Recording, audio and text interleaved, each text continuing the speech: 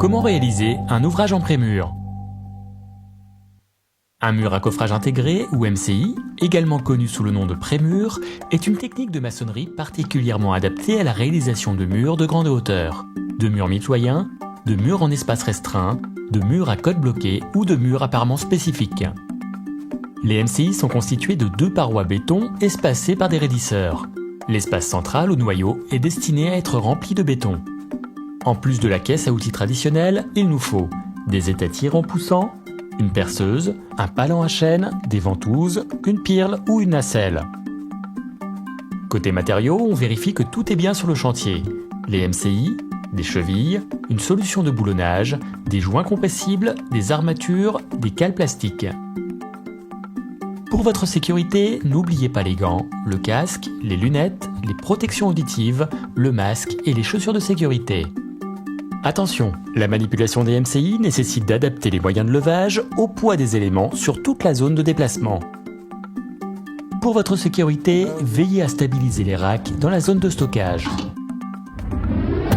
Première étape, préparation du support.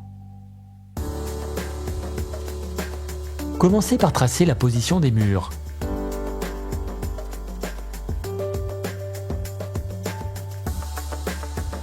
Repérez les ouvertures et le calpinage des prémurs.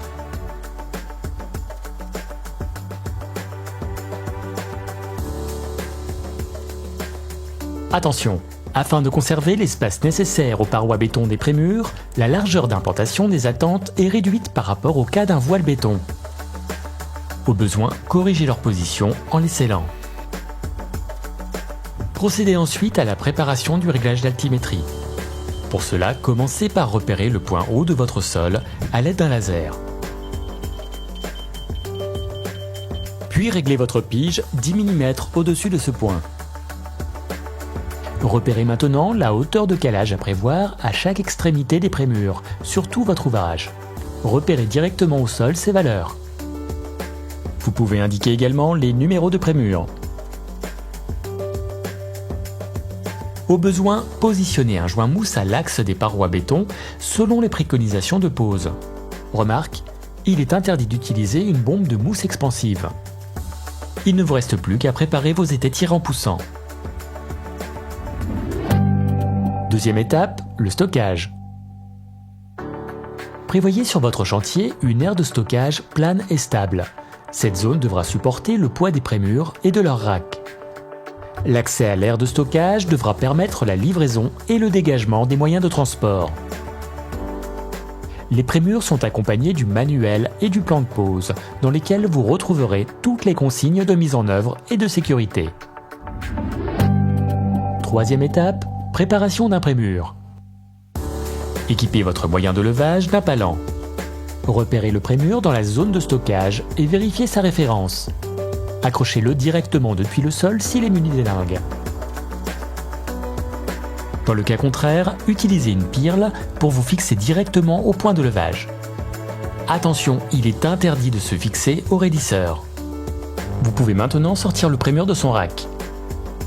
L'utilisation de cordes permettra de faciliter la manipulation en hauteur. Réglez l'horizontalité du prémur en élévation à l'aide du palan et d'un niveau. Vous pouvez maintenant le déplacer jusqu'à la zone de mise en œuvre.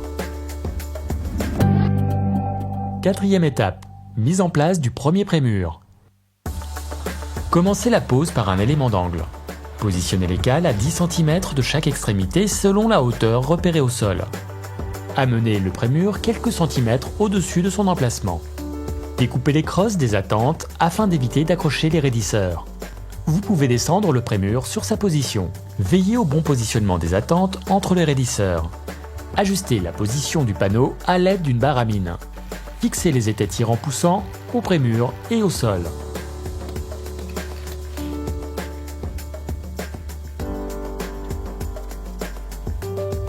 Dans le cas d'une pose sur lest, fixez les étais directement au lest selon les préconisations du fabricant.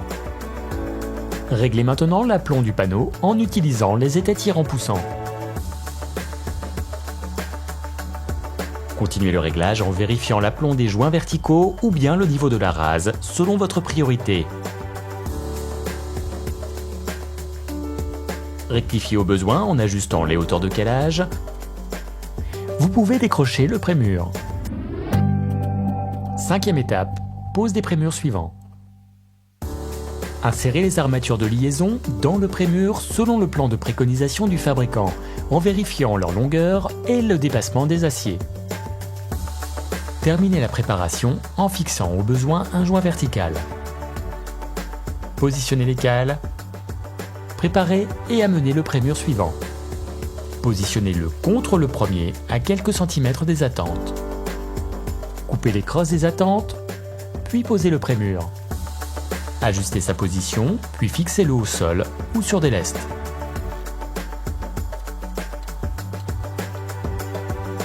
Glissez les armatures de liaison à partir des trappes d'accès. Au besoin, complétez le ferraillage selon le plan.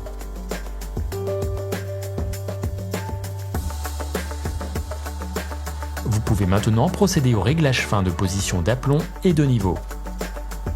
Procédez de la même manière pour l'ensemble des panneaux de l'ouvrage. Pour votre sécurité, manipulez les éléments à l'aide de ventouses.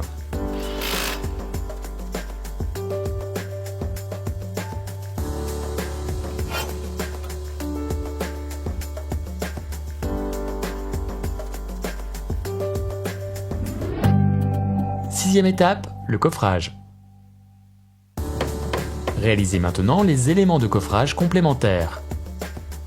Fixez-les au besoin directement sur les prémurs. Vous pouvez maintenant couler. 7e étape, le coulage. Utilisez une pirle, une nacelle ou bien un échafaudage pour travailler en sécurité. Commencez par mouiller les prémurs.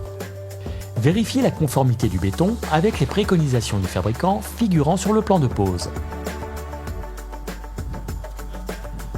Attention, pour un bon remplissage et éviter tout risque d'accident, respectez la hauteur de chute et la vitesse de remplissage préconisée par le fabricant.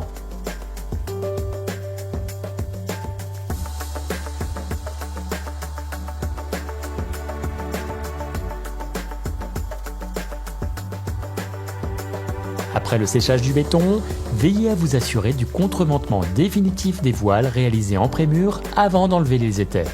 Et voilà, c'est à vous de jouer.